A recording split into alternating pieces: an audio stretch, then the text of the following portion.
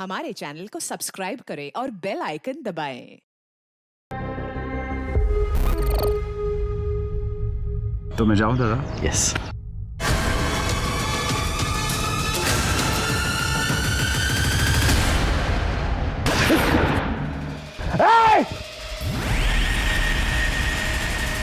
दादा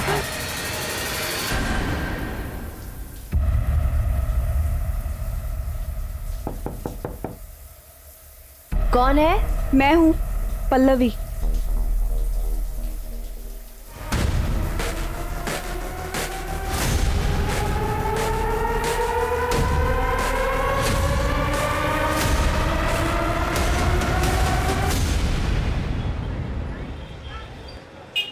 ठीक है माँ जी, मैं निकलता हूँ।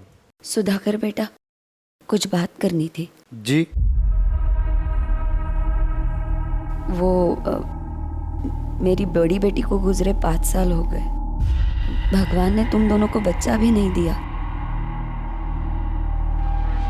तुम शादी क्यों नहीं कर लेते? मुझे तुम्हें ऐसा नहीं देखा जाता।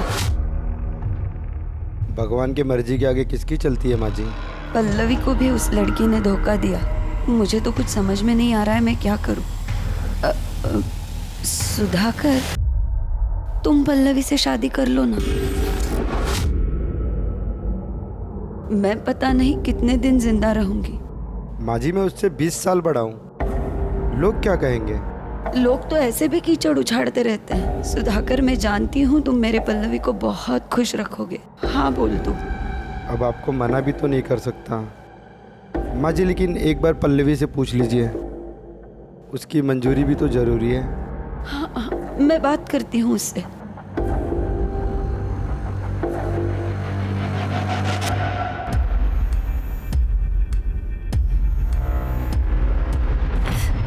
देख बेटा, सुधाकर बहुत अच्छा आदमी है।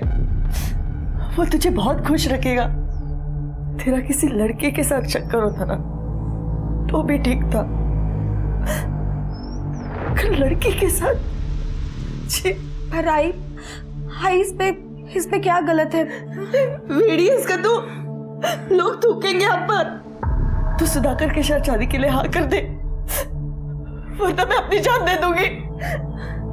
हाय तू ये क्या कह रही है? तू ऐसा कुछ नहीं करेगी।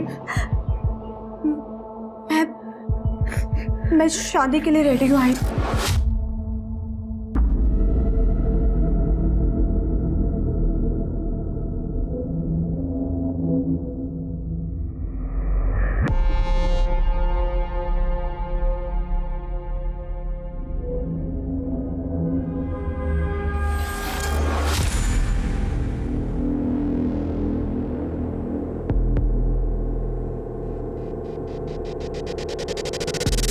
कहते हैं इंसान के स्वार्थ की कोई सीमा नहीं होती। कुछ मतलबी लोग सिर्फ अपनी ही भलाई के बारे में सोचते हैं, फिर भले दूसरों को इसकी कितनी ही बड़ी कीमत क्यों न चुकानी पड़े। वो ये भी नहीं सोचते कि उनके फैसले का दूसरों की जिंदगी पर क्या असर होगा। अपना उद्देश्य पाने की अंधी दौड़ में उन्हें और कुछ दिखाई नहीं देता। आज का ये केस कुछ ऐसे ही लोगों के गलत फैसलों, उनके स्वार्थ और उससे बुरी तरह प्रभावित हुई कुछ मासूम जिंदगियों की दिल दहला देने वाली कहानी है।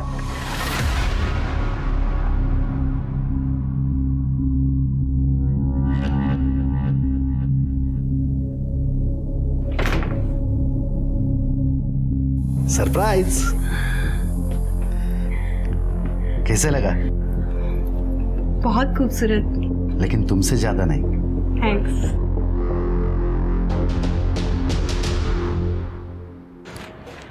दादा, वो सीलिंग कॉन्ट्रैक्टर मेहता सेठ का फोन है, पैसे मांग रहे हैं। उनसे कहो अगले हफ्ते दे देंगे।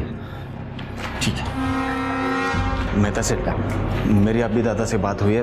दादा बोल रहे 1 हफ्ता रुको। अरे नहीं, ऐसी बात नहीं है सर।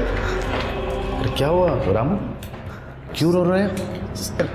मेरी माँ बहुत बीमार है, मुझे छुट्टी चाहिए। अरे जाओ। अरे सुनो,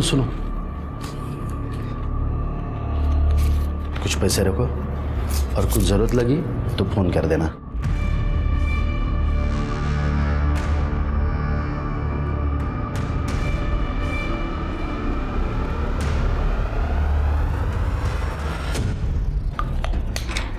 भाई साहब, नहीं नहीं मैं कर दूंगा। अरे मैं कर दूंगा, बोला ना।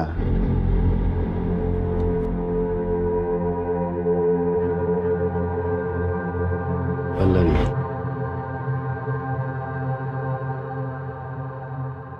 ये क्या कर रहे हैं आप? मेरा बिल्कुल भी मूड नहीं है। ठीक है, तुम्हारा मूड कैसे ठीक करना है मुझे आता है।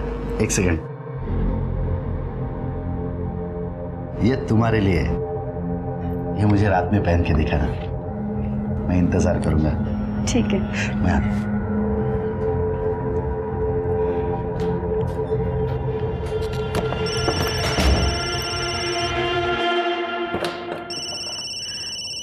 कुसुम, हाँ कुसुम, कैसी है? मैं ठीक हूँ, पर तुझे बहुत मिस करती हूँ। I miss you to.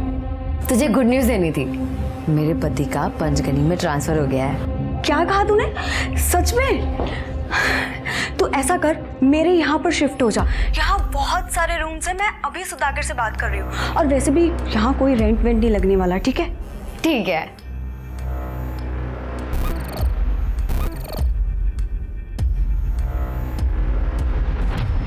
Sudhakar भाई, पैसा क्या रहो आप पूछो। नहीं, तारीख तो आज नहीं आती। जिग्नेश भाई, अभी होटल का कंस्ट्रक्शन आधा है, धंधा भी शुरू नहीं हुआ है अभी। कंस्ट्रक्शन आधा या पूरा ये मुझे पता नहीं है, मुझे तो पैसा चाहिए। यानी वायदो आज ना तो प्लीज़ जिग्नेश भाई, और थोड़ी मोहलत दे दीजिए ना प्लीज़। ठीक है, 2 महीने की मोहलत देता हूँ, उसके बाद में पैसा चाहिए। अगर नहीं मिला तो कैसे निकलवाना है तरीका मेरा होगा। जय श्री कृष्ण।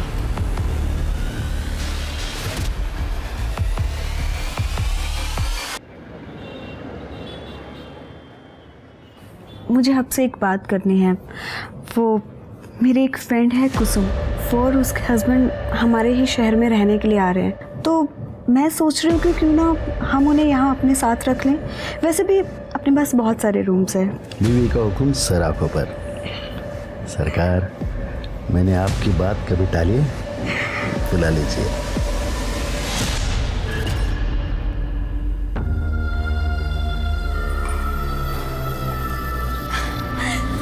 कुसुम,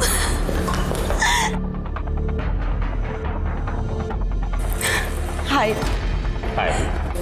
मैं अभी अपने हस्बैंड को बुलाती हूँ। Sudhakar, meet my friend Kusum and her husband Deepak. Hello sir. Hello, nice to meet you. मैंने कहा था ना आपको कि ये दोनों यहीं रहेंगे। Welcome sir. Excuse me. या प्लीज कम।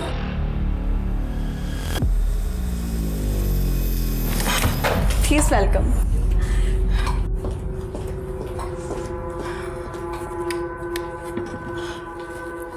कैसा लगा रूम?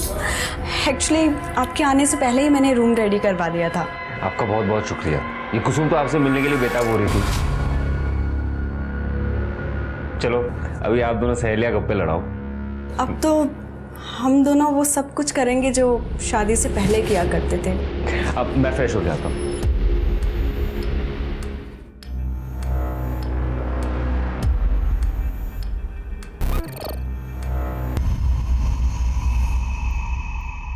कैसे हो दादा? अरे शैलेश, दादा एक इंक्वायरी आई है। 8 साल के बच्चे की बर्थडे पार्टी है, बैटमैन थीम है, तो मैंने उनको आपका नंबर दे दिया है, बात कर लेना। Thank you very much Shailesh. तुम इतने ऑर्डर्स लाते हो, तुम्हारी वजह से ये बिजनेस चल रहा है। दादा एक बात पूछूं, अगर आपका बिजनेस इतना अच्छा चल रहा है तो फिर आप इसे बेच क्यों रहे हो? मैं ये प्रॉपर्टी बेच रहा हूँ? हाँ, तुम्हारा भाई मनोज रमणीक शाह को दोनों प्रॉपर्टी बेच रहा है।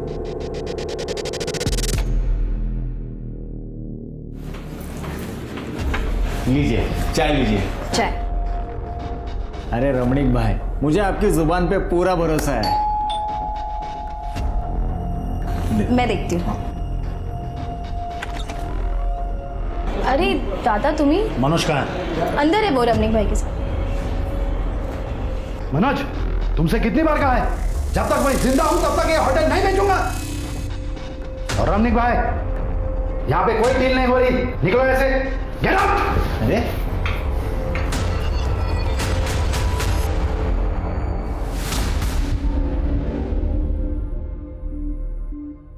आइंदा अगर मुझसे पूछे बगैर कोई डील की तो याद रखना, समझे?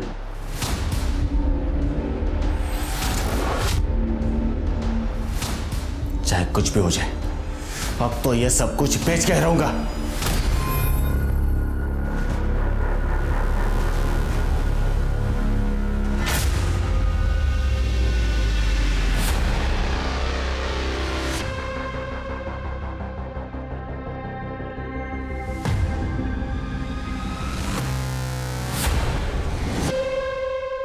अरे हाँ भाई हाँ बस निकल ही रहे हैं। या पल्लवी को भी तो साथ लेकर आ रहे हैं भाई। या बाय। Excuse me sir. या सर मैंने सुना है आपकी न्यू होटल स्टार्ट हुई है। सर मैंने होटल मैनेजमेंट भी किया हुआ है और मुझे सेल्स का काफ़ी अच्छा एक्सपीरियंस है। सर मुझे जॉब की बहुत ज़रूरत है।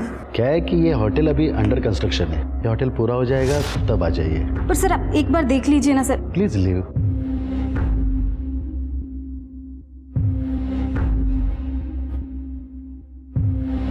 रख लीजिए ना, वैसे भी होटल तो बन ही रहा है, आज नहीं तो कल स्टाफ की ज़रूरत तो पड़ने ही वाली है। And in fact she is looking very beautiful, graceful and well educated. सरकार आपके आगे कोई बोल सकता है? जैसे आपकी मर्जी। अरे हाँ भाई निकल चुके। या सर या thank you so much ma'am. हमने तुम्हें जॉब पर रख तो लिया, लेकिन तुम्हें वो सब कुछ करना होगा जो मैं तुम्हें कहूँगी। ओके मैम, मैं कुछ भी करूँगी।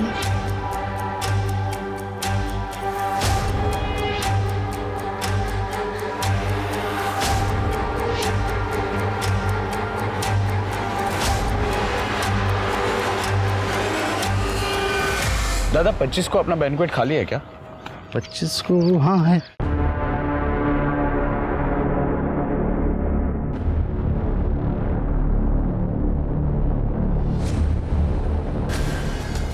तो मैं जाऊँ दादा? यस।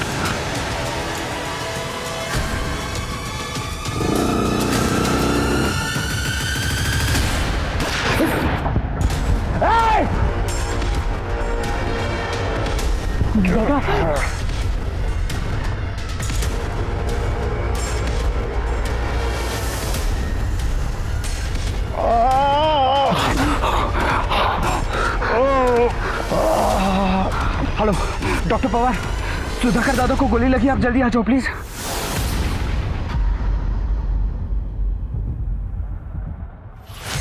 डॉक्टर साहब इसका जिक्र किसी से मत करना प्लीज। आइए मैं आपको छोड़।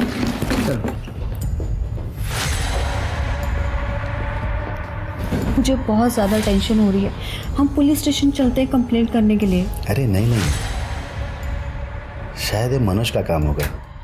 पुलिस केस हो गया ना तो अपने होटल का नाम उछलेगा, बिजनेस पर असर होगा। तो तुम टेंशन मत लो, गोली सिर्फ छूकर चली गई है।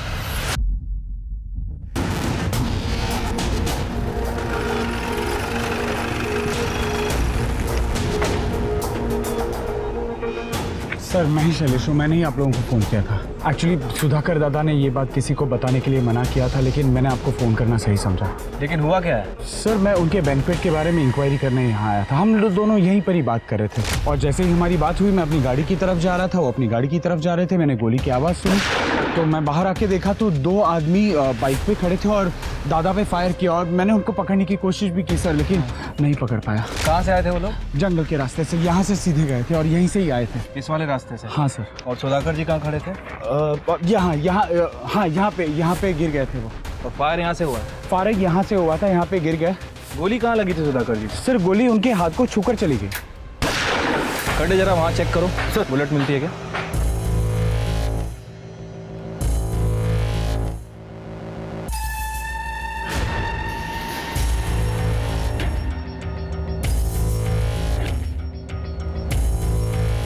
सर इधर आइए। ये देखिए सर, ये बुलेट मिली है। शायद ये बुलेट यहाँ पर लगी है और यहाँ से फिर इधर नीचे गिरी थी। कट एक काम करो, इस बुलेट को बैलिस्टिक के लिए भेजो। सर सुधाकर जी कहाँ हैं अभी? अपने रूम में आराम कर रहे हैं। ओके, यहाँ पे सीसीटीवी तो होगा ना? हाँ सर है ना। फुटेज चाहिए थी। आइए मैं दिखाता हूँ। सर गोली छू कर निकली है, कोई बड़ा जख्म नहीं है। हाँ, लेकिन फिर भी आपके ऊपर हमला हुआ है सर। अच्छा, आपकी किसी से कोई दुश्मनी, कोई झगड़ा वगैरह? नहीं सर, किसी से दुश्मनी नहीं है और हमें कंप्लेंट भी नहीं करनी है। Are you sure? 100%। ठीक है, चलो।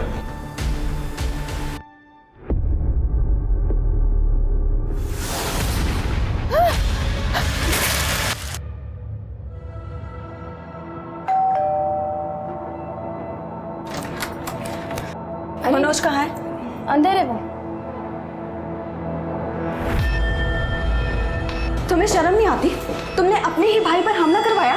वही, आप ये क्या कह रही हैं? सही कह रही हूँ मैं। तुमने अपने भाई पर हमला इसलिए करवाया ना क्योंकि उन्होंने प्रॉपर्टी सेल करने के लिए मना किया था तुम्हें। वही आप कुछ भी बोल रही हो।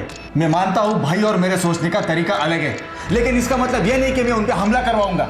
और ऐसा करने की सोचना भी मत, वरना मुझसे बुरा कोई नहीं होगा। ये वही जो कह रही थी वो सच है? अरे काय पण काय बोलते कविता, तेरी कसम मैंने ऐसा कुछ नहीं किया। सर, सुधाकर पे जिस गन से फायर किया गया था उसकी बैलिस्टिक रिपोर्ट के हिसाब से वो देसी कट्टे से फायर हुआ था सर।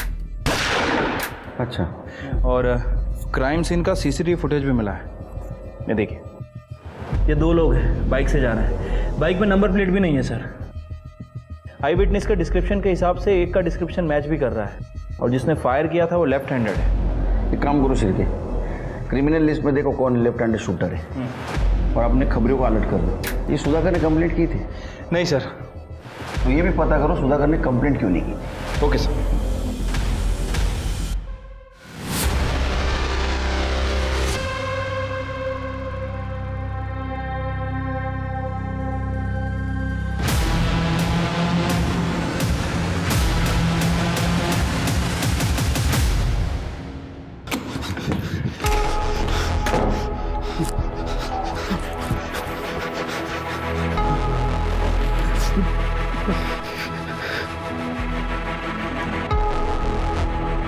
क्या हुआ आपको?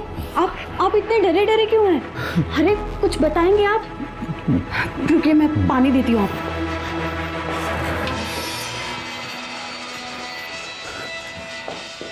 लीजिए।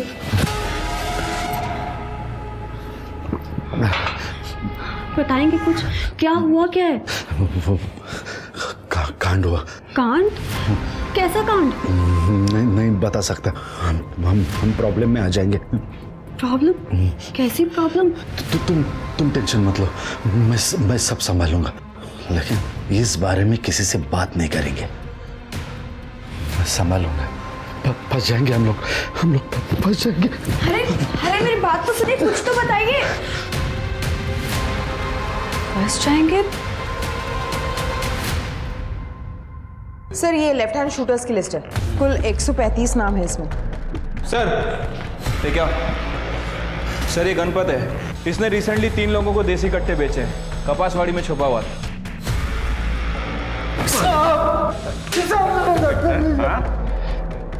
सब मारो मत। 3 जनों को बेचा था। बता।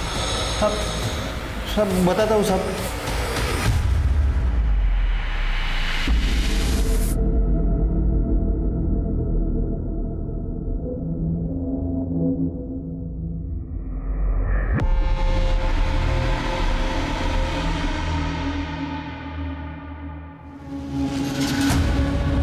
तुमने मुझे यहाँ क्यों बुलाया? हॅलो, अगं नाही, विदाउट साखरेचा चहा पितोय। साखर बंद नाही ना, बंद। यस सर, हमारी सस्पेक्ट लिस्ट में से गणपत ने ऐसे 3 लोगों को पहचाना है जिसने उसे रिसेंटली देसी कट्टे बेचे थे। लेके आओ तीनों को। ठीक। हेलो, क्या? ठीक है सर, एक बॉडी मिली है।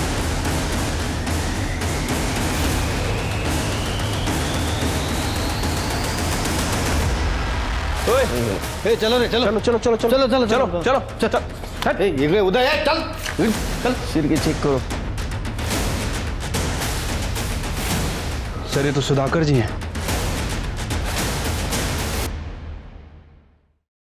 मोबाइल वगैरह कुछ है कि नहीं? गाड़ी चेक करो। बॉडी को काफी घसीट के लाया है।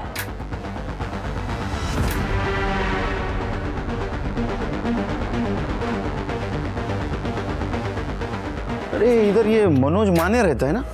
हाँ सर, ये बाकी बंगले तो खाली हैं, लेकिन मनोज उस बंगले में रहता है। बॉडी को पोस्टमार्टम के लिए भेज दो। सीसीटीवी फुटेज कलेक्ट करो। ठीक है, ये मनोज से बात करते चलो।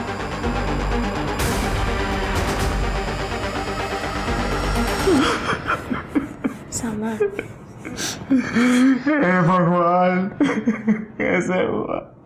तुम्हारे भाई की लाश तुम्हारे घर के बाहर मिलती है, ये तुम्हें अजीब नहीं लगता? सर मैं खुद परेशान हूँ कि हमारे घर के बाहर मेरे दादा की लाश कैसे? सर, दादा बहुत अच्छे इंसान थे, हमेशा सबकी मदद करते थे। ये कौन? ये हमारे पेइंग गेस्ट है, कुसुम और दीपक। आपको मालूम है इस मर्डर के बारे में? नहीं सर, हमें भी अभी अभी पता चला है। जब तक इन्वेस्टिगेशन जारी है, आप लोग शहर छोड़ के बाहर नहीं जा सकते।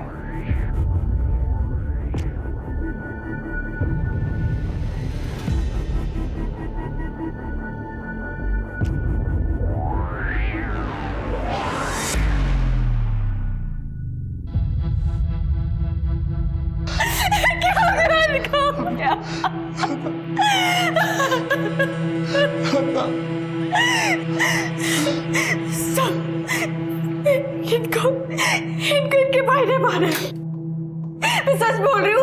वो हमेशा कहता था कि होटल में बैंकेट सेल करने के लिए इनको, लेकिन इन्होंने नहीं करने दिया, इसलिए वो हमारे होटल में ना रहते हुए कहीं और रहता था।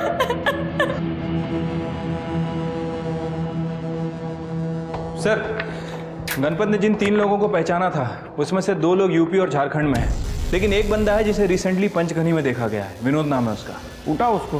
ठीक है सर। बहुत शौक है ना लोगों का सुपारी लेने का?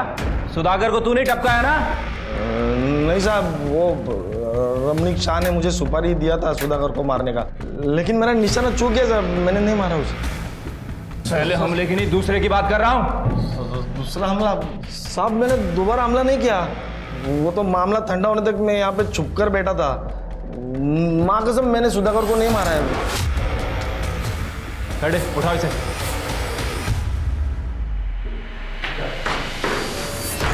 देखा है इसको? अरे सर, मैं तो इसको जानता तक नहीं, मैं तो उसको पहली बार देख रहा हूँ। आपको कोई कुछ भी बोलेगा और आप मान लोगे? अरे सर, मैंने कुछ नहीं किया है, मानो मेरी बात। देख रमणीक भाई, तेरी पूरी हिस्ट्री है हमारे पास। तूने प्रॉपर्टी के नाम पे जितने भी कांड के सब पता है हम लोगों को। प्रूफ नहीं है हमारे पास। जिस दिन प्रूफ हाथ लगेगा ना, सिर्फ ठोकूंगा ना तेरी। चल निकल। सर, सुधाकर की पीएम रिपोर्ट आ गई है सर। सर, रिपोर्ट के हिसाब से उसकी मौत 17 सितंबर को 12 से 2 बजे के बीच में हुई। सर पर किसी भारी चीज से वार किया गया था, ट्रोमा की वजह से उसकी मौत हुई। कंफ्यूजन ये है शिरके कि सुधाकर की पत्नी पल्लवी अपने देवर मनोज पर आरोप लगा रही है कि उसने सुधाकर का खून किया। लेकिन एक बात समझ में नहीं आ रही है, ये मनोज ने अपने भाई का मर्डर करके उसकी बॉडी अपने ही घर के बाहर डंप क्यों की? सर, कहीं ये काम इस रमणीक का तो नहीं है? क्योंकि इससे पहले भी बहुत कांड कर चुका है। हमारे पास सबूत नहीं था, इसलिए इसे छोड़ना पड़ा। ये रमणीक और मनोज दोनों पे ध्यान रखो, और सुधाकर की पत्नी पल्लवी, उससे पूछताछ करो। साहब, मैं आपको एक बात बताना भूल गई। करीब 12 दिन पहले 8 सितंबर को मेरे पति डरे हुए घर पर आए थे और कह रहे थे कि कोई कांड हो गया। कांड हुआ? कांड? कैसा कांड? नहीं बता सकता, हम प्रॉब्लम में आ जाएंगे। किस तरह का कांड हुआ था, कुछ बताया सुधाकर जी ने? नहीं सर, उन्होंने मुझे कुछ नहीं बताया, लेकिन कह रहे थे कि मुझे कि हमें जान का खतरा है। अच्छा, हमें क्राइम सीन पे सुधाकर जी का फ़ोन नहीं मिला। क्या वो अपना फ़ोन घर पे भूल के गए थे? नहीं, उनका फ़ोन 17 तारीख से बंद आ रहा है। ठीक है। स्वाति, 8 तारीख को सुधाकर जी किसी कांड की बात कर रहे थे और 17 तारीख को उनका खून हो गया। मुझे लगता है कि उनका खून और ये कांड, इन दोनों के बीच कोई ना कोई कनेक्शन ज़रूर है। तुम एक काम करो, 8 सितंबर की सुधाकर जी की फ़ोन की लोकेशन पता करो। Right sir. सर सुधाकर की 8 सितंबर की फोन लोकेशन डिटेल्स। इसमें कुछ भी सस्पिशियस नहीं दिख रहा है। और सुधाकर उस दिन 3 से 3:30 के बीच में जनता नगर में मौजूद था। लेकिन जनता नगर जैसे सुनसान एरिया में क्या कर रहा था?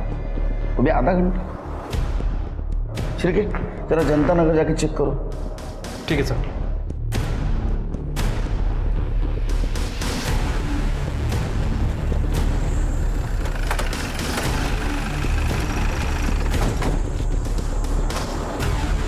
सुधाकर जी के फ़ोन की लोकेशन यही थी ना? हाँ सर।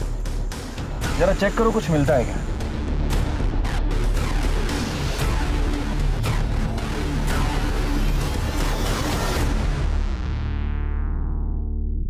सर इधर आइए।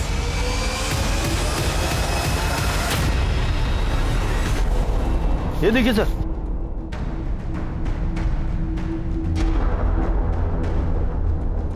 सर लाश की हालत देख के लगता है बहुत टाइम हुआ है मौत होके। लाश पूरी तरीके से सड़ चुकी है।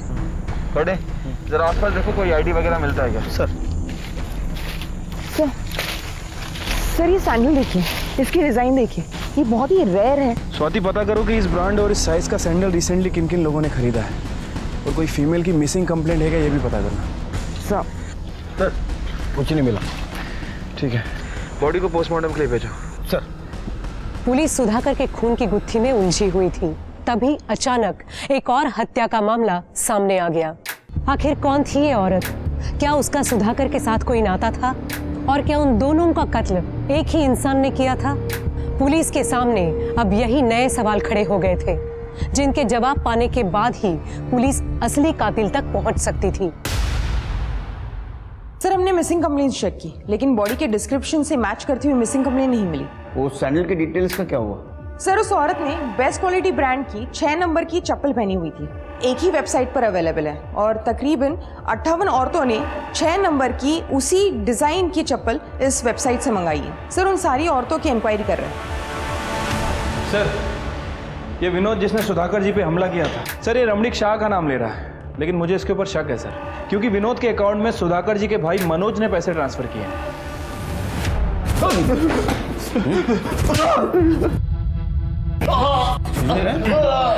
तेरे बैंक अकाउंट से विनोद के बैंक अकाउंट में पैसा ट्रांसफर हुआ है। तुम दोनों ने मिलकर मारा तेरे भाई को।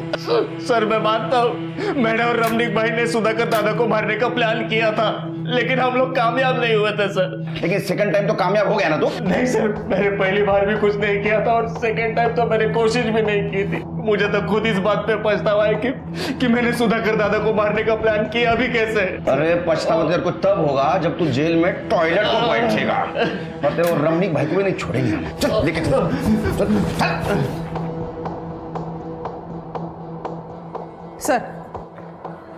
सर बेस्ट क्वालिटी ब्रांड की सैंडल खरीदने वाली 57 औरतों से हमारी बात हुई है।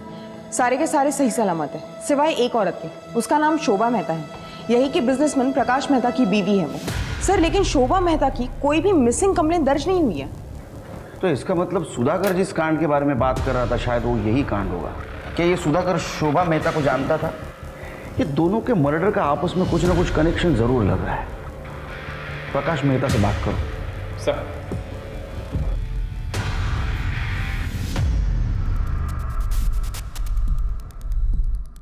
सर ये मेरी बीवी है, ये साड़ी ये सैंडल उसी के हैं सर। तुम्हारी बीबी शोभा इतने दिनों से गायब थी और तुमने पुलिस कंप्लेंट नहीं की, क्यों?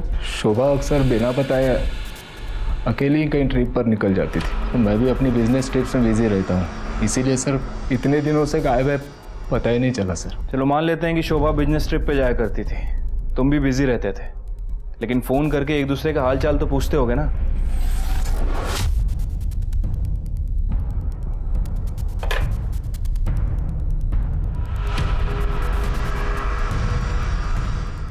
अच्छा तुम किसी सुधाकर माने को जानते हो?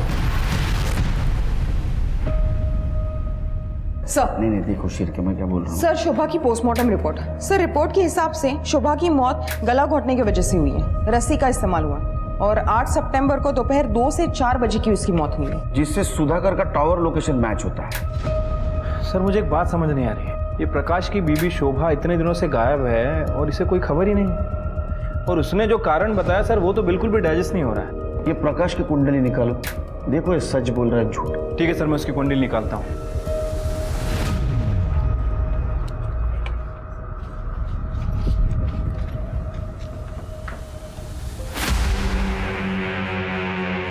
कहाँ जा रहे हो? सब कपड़े इस्त्री को देने के लिए।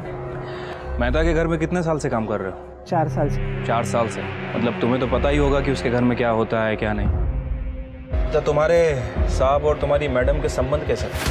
साहब वो मैं घबराओ मत, तुम्हारा नाम नहीं आएगा, बताओ। वैसे तो हमारे साहब बहुत अजीब, मतलब अगर काम रहता है तो वो नॉर्मल रहते हैं, लेकिन जब शराब पीते हैं तो अचानक जानवर बन जाते हैं।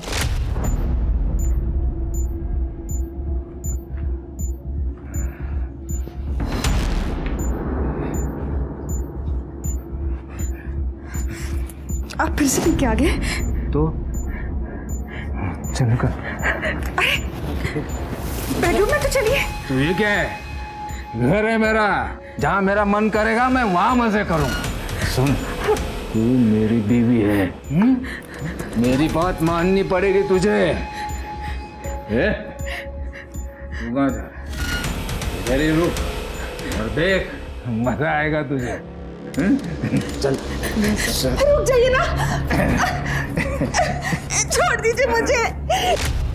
प्रकाश साहब तो अपने दोस्तों के सामने भी शोभा मैडम के साथ बहुत बार ज़बरदस्ती करते थे। सब मैडम का कोई नहीं था ना, इसलिए मैडम सब कुछ बर्दाश्त करने लगी और कुछ दिनों बाद घर के बाहर रहने लगी। तुम्हें लगता है कि ये प्रकाश तुम्हारी मैडम का मर्डर कर सकता है? साहब ये मैं कैसे बोल सकता हूँ, मुझे जो कुछ पता था मैंने आपको बता दिया साहब। अब मैं जाऊँ, नहीं तो साहब गुस्सा करेंगे।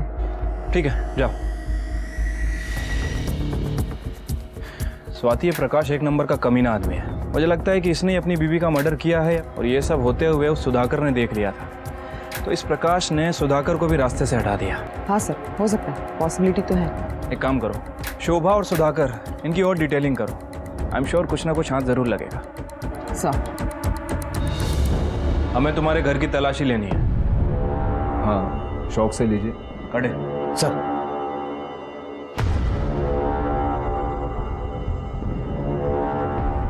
सर ये देखिए क्या मिला। तुम्हारी बीवी ने 4 महीने पहले अबॉर्शन करवाया था। ये बात तुमने हमें पहले क्यों नहीं बताई? सर मैं तो ये भी नहीं जानता था कि वो प्रेग्नेंट है। तो फिर ये रिपोर्ट कहाँ से आई? सर पिछले कई महीनों से हमारे बीच कोई फिजिकल रिलेशंस थे ही नहीं। देखो जो भी है सच सच बता दो, वैसे भी तुम ज्यादा दिन तक बचने वाले नहीं हो हमसे। सर, शोभा के कॉल रिकॉर्ड में एक पर्टिकुलर नंबर मिला है जिससे शोभा लगातार 6 महीनों से टच में थी। लेट नाइट्स कॉल्स भी किए गए और बहुत सारे रोमांटिक मैसेज भी भेजे गए और सभी मैसेज का शोभा ने जवाब भी दिया है। इसका मतलब इसका कहीं एक्स्ट्रा मैरिटल अफेयर चल रहा होगा। हाँ सर, हो सकता है, लेकिन शोभा ने यह नंबर अपने फ़ोन में सेव नहीं किया था। हो सकता है कि उसे डर था कि शायद ये बात उसके पति को पता चल जाए। हमने पता किया है सर, ये नंबर राजीव देशमुख के नाम रजिस्टर्ड है और शोभा के घर में हमें उसकी अबॉर्शन रिपोर्ट मिली थी। उससे कुछ खास इन्फॉर्मेशन नहीं मिली, लेकिन इस राजीव देशमुख का फ़ोन 8 सितंबर को उसी जगह एक्टिव था जहाँ शोभा की बॉडी मिली, जनता नगर। तो हो सकता है राजू देशमुख ने शोभा मेहता को मारा हो। राजू को ढूंढो जल्द से जल्द। ठीक है सर। सर मनोज के पेइंग गेस्ट कुसुम और दीपक दोनों की इंफॉर्मेशन निकालिए। वो पहले सुधाकर के होटल में रहते थे, लेकिन कुछ दिन पहले वो मनोज के यहाँ शिफ्ट हुए। सर ये कुसुम और सुधाकर की बीवी पल्लवी पुराने दोस्त हैं। फिर पता करो कि वो सुधाकर के होटल से क्यों शिफ्ट हुए थे। सर होटल छोड़ा नहीं था, छोड़ना पड़ा था। सर एक दिन मैं भैया से बात करने के लिए होटल चला गया था, तो मैंने देखा कि हॉल में भैया और दीपक में किसी बात पे झगड़ा चल रहा था। इसके आगे एक लफ्ज भी कहा ना तो यहीं पे मार डालूंगा। अपनी बीवी को उठा और आज ही हमारा घर छोड़कर चला जा। तुम्हारी शक्ल भी नहीं देखनी मुझे। दादा छोड़िए आप, चलिए आप चलिए।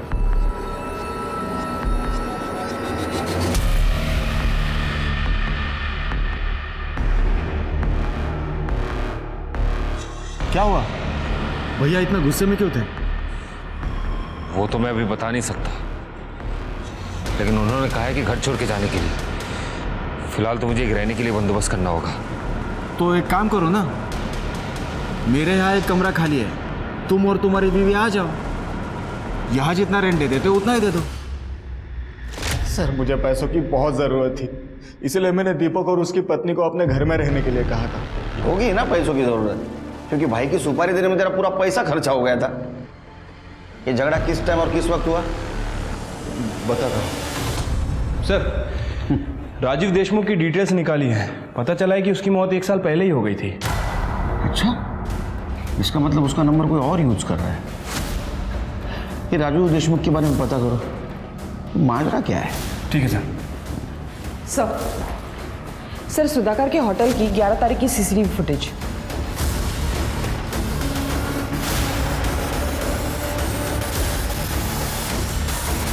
हिरासत में लो इसको। सर मैं आ तो रहा हूं। देखा झगड़ा क्यों हो रहा था? क्या ऐसा तो नहीं कि सुधाकर को तूने मार दिया? अरे नहीं सर, ऐसा मैंने कुछ नहीं किया। कर दे। सर बोल। झगड़ा किस बात को लेके हो रहा था? सर एक्चुअली मेरी बीवी कुसुम और पल्लवी, इन दोनों के बीच में अफेयर चल रहा था। दोनों लेस्बियन है सर।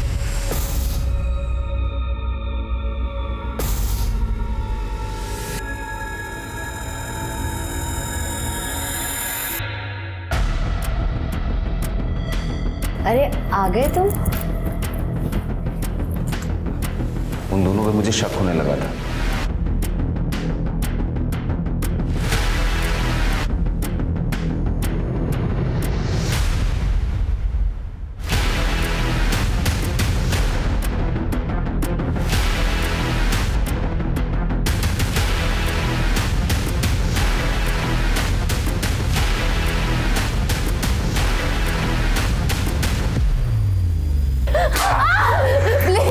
प्लीज मुझे माफ कर दो।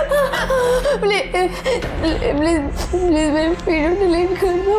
वीडियो डिलीट कर दो? लेकिन मेरा गुस्सा शांत नहीं हुआ सर। मुझे वो वीडियो सुधाकर को दिखाना था, इसलिए मैं अगले दिन सुधाकर से मिलने गया। क्या बकवास कर रहे हो? शर्म नहीं आती? इतना गंदा इल्जाम लगाते हो मेरे बीवी पर। पल्लवी मुझसे बहुत प्यार करती है, इसके खिलाफ एक शब्द भी नहीं सुन सकता मैं। मेरे पास प्रूफ है, रिकॉर्डिंग किया है मैंने। बिना प्रूफ के आपके पास नहीं आता मैं। एक मिनट, वो वीडियोस बहुत आते हैं ना तो पता नहीं चलता। एक मिनट। इसके आगे एक लफ्ज भी कहा ना तो यहीं पे मार डालूंगा। सुधाकर ने मुझे होटल छोड़ के चले जाने को कहा। मेरी बीवी बहुत रोई, गिड़गिड़ाने लगी। मुझे लगा कि इस मैटर को यही बंद कर देते हैं। वैसे भी सर, लोगों को जाके बताएंगे तो वो लोग मुझ पे हंसेंगे ना। चल थैंक यू सर। छिड़के मुझे नहीं लगता सच बोल रहा है। अच्छा, वो सीसीटीवी में सुधाकर का दोस्त शैलेश भी दिख रहा था, मतलब इस झगड़े के बारे में उसको पता था। हमसे क्यों नहीं बोला उसने? ये सब मैं कैसे बताता सर? बड़ी शर्म की बात। सुधाकर अपनी बीवी पे बहुत भरोसा करता था, लेकिन एक दिन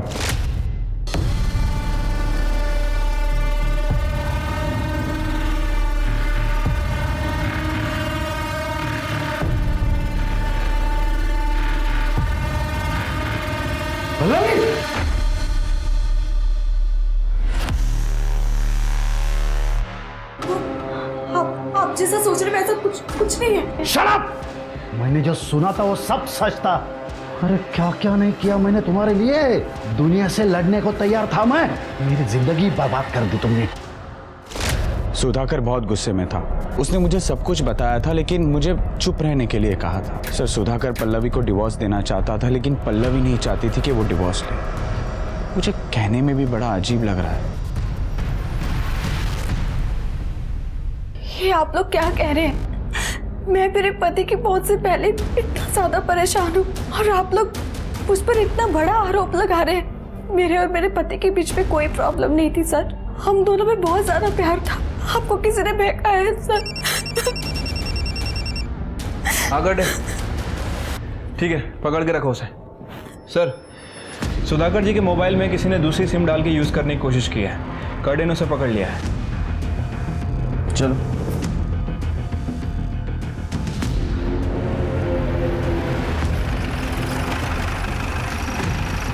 सर सुधाकर का मोबाइल इसको ही मिला था या एरिया मध्ये. किस जगह मिला था बता सकते हो? हाँ सर. चल.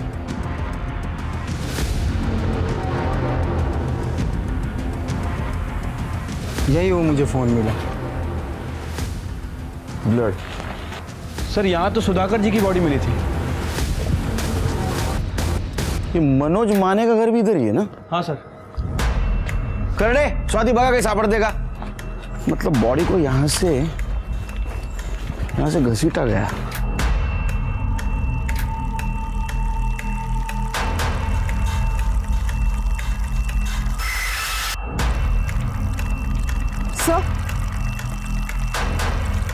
सर ये देखिए, ये चेन मिली है.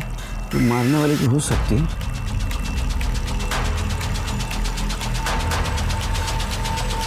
सर ये देखिए सर, खून लगा हुआ रॉड मिला है. फॉरेंसिक को भेज दो. ये ब्लड और ये ब्लड सुधाकर के ब्लड से मैच करके देखो. सर पेंडेंट किसका हो सकता है? घरी आल्यानंतर हिशोब करू. आता ठेव. सर राजीव देशमुख के बारे में पता किया है. सर इसका एक भांजा है जो अक्सर इससे मिला करता था. इससे हम पहले भी मिल चुके हैं. सर लैब ने कंफर्म किया है, क्राइम लोकेशन पे जो सूखा खून मिला है वो सुधाकर का ही है. और वो जो पेंडेंट है वो किसका है ये भी पता चल गया है. किसका? इसे पहचानती है? हाँ सर. क्या हमें वहां मिला जहाँ सुधाकर का खून हुआ था? ये पेंडेंट मेरा है सर, मैं मानती हूँ, लेकिन ये पेंडेंट मैंने किसी और को दे दिया था. मेरे पास सबूत है सर. ये देखिए आप.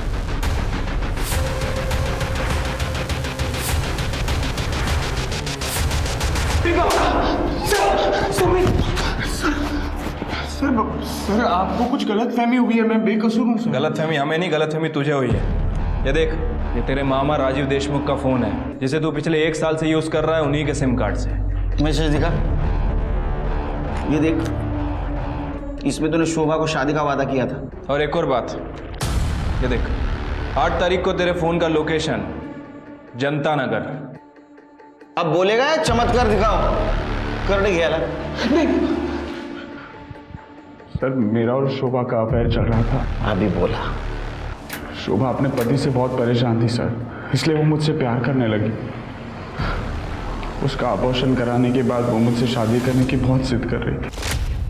मैं तुमसे शादी नहीं कर सकता, मैं शादीशुदा हूँ. शोभा मुझे लगा कि हम लोग सिर्फ टाइम पास कर रहे हैं, लेकिन तुम तो कुछ ज्यादा ही सीरियस हो गई. मुझे धोखा दिया. नहीं. मेरा इस्तेमाल किया. नहीं शोभा, मैं तुमको नहीं छोड़ूंगी. शोभा तुम्हारे घर वालों को बता दूंगी तुम क्या चीज हो. छोड़ो मुझे. नहीं. शोभा मुझे बहुत धमकियां दे रही थी सर, इसलिए मैंने उसे माफ़ी मांगकर जनता नगर मिलने के लिए बुलाया. और फिर सुधाकर अपने क्लाइंट से मीटिंग करके हाईवे से गुजर रहा था.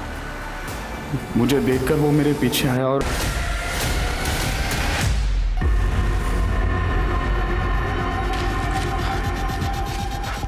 दादा क्या करता है तूने?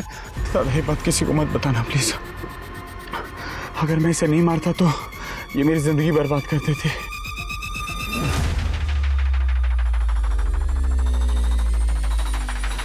सुधाकर ने दोस्ती की खातिर मेरे राज को राज ही रखा. ये हमें वहां मिला जहाँ सुधाकर की लाश मिली. और ये रॉड जिससे तुमने सुधाकर को मारा था, तुम्हारे फिंगरप्रिंट्स है इसके ऊपर. ये पेंडेंट मेरा है सर, मैं मानती हूँ, लेकिन ये पेंडेंट मैंने किसी और को दे दिया था. मेरे पास सबूत है सर. ये देखिए आप.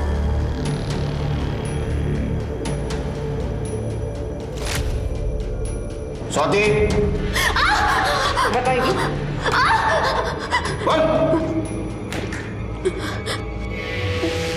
पल्लवी ने मुझे बताया कि सुधाकर को हम पर शक हो गया और इसलिए वो मुझसे नाता तोड़ रही है. मैं फिर पल्लवी से मिलने होटल गई. आप जैसा सोच रहे वैसा कुछ भी नहीं है. क्या कुछ नहीं है? मैंने मेरे आंखों से देखा है. आपने सब कुछ गलत देखा है. ऐसा कुछ गलत नहीं देखा है मैंने. विश्वासघात किया है तुमने मेरे साथ. आप गलत समझ रहे हैं, ऐसा कुछ भी नहीं है. मुझे यकीन हो गया सुधाकर हमारे रिश्ते के बीच आ रहा है. वो मुझे पल्लवी से मिलने नहीं देगा. ये सोचकर मेरी बेचैनी बढ़ती गई. मैं पल्लवी को फिर से खोना नहीं चाहती थी सर. मैंने फिर सुधाकर से बात करने की रिक्वेस्ट की और उससे मिलने बुलाया। तुमने मुझे यहाँ क्यों बुलाया?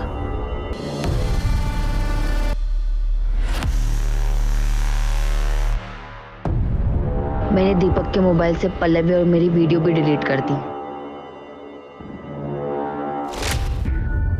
जिस पल्लवी के लिए तुमने इतना सब किया, उस पल्लवी का मोनिका के साथ अफेयर शुरू हो गया। क्या? नहीं, ऐसे नहीं हो सकता। पल्लवी मुझसे प्यार करती है, ये झूठ है। ये सच है। पल्लवी का दूसरा अफेयर मोनिका के साथ चल रहा था और इसीलिए वो तुम्हें अपने से दूर करना चाहती थी, और सुधाकर का और उसका झगड़ा भी इसी बात को लेकर हो रहा था। शैलेश को शोभा के खून के आरोप में और कुसुम को सुधाकर के खून के आरोप में सजा हुई। इंसान जिंदगी में जो भी चाहे, जरूरी नहीं कि उसे वो सब कुछ मिल जाए। इस बात का दुख और मलाल लाजमी है, लेकिन अपने स्वार्थ के लिए मनचाही चीज हासिल करने की जिद में किसी की जान लेना कभी सही नहीं हो सकता। हम अपनी जिंदगी में कुछ चीजें पाते हैं और कुछ चीजें हमें मजबूरन खो देनी पड़ती है, लेकिन उन खोई हुई चीजों को फिर से पाने के चक्कर में कहीं हम कोई गुनाह तो नहीं कर रहे हैं। इस बात का हमेशा ध्यान रखिए। अब मैं सोनाली कुलकर्णी आपसे विदा लेती हूँ। फिर मिलेंगे क्राइम पेट्रोल सतर्क जस्टिस रीलोडेड में एक नए केस के साथ। तब तक अपना और अपने परिवार का ख्याल रखिए। मास्क पहनिए, सैनिटाइजर का इस्तेमाल कीजिए और उचित दूरी बनाए रखिए। देखते रहिए क्राइम पेट्रोल सतर्क। जय Hind. For more updates, subscribe to our channel, click the show links and enjoy watching the videos.